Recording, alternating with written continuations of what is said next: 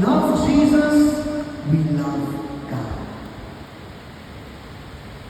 Part of my second point, hanggang ngayon, ang best prayer at best devotion natin sa banal na Santatlo is very simple.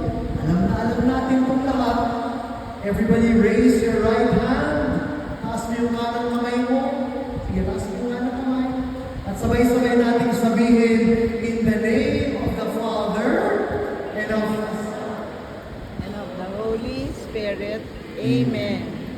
yan po ang pinakamaganda at pinakamainam na debosyon sa banal na Santatlo.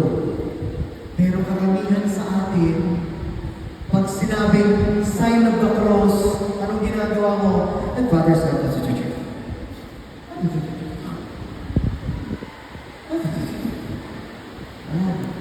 Minsan baliktad pa.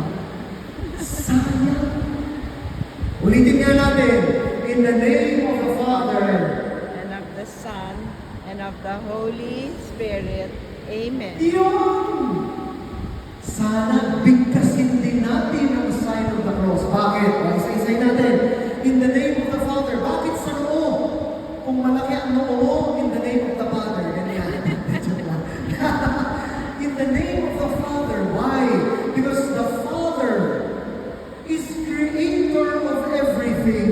And we, when we create something, where do we begin? In our minds.